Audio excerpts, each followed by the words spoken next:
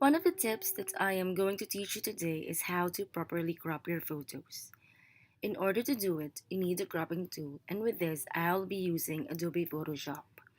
I have chosen this photo taken by one of my students named Stephanie.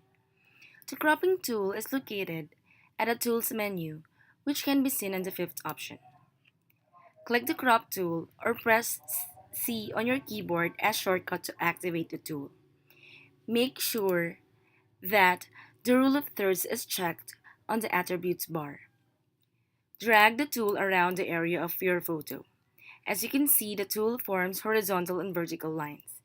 Basically, the rule of thirds is a technique designed to help photographers build drama and interest in a masterpiece.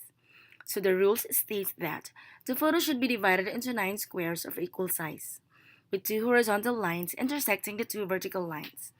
So if this is a portrait photo, make sure that the lines lies on the eyes of the model because it puts the model's face slightly off center, which adds interest.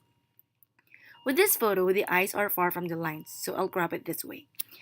But remember to press the shift key on your keyboard while dragging so as to maintain the aspect ratio of your photo. Press enter key on your keyboard to apply the changes. Now, see the difference between the two photos.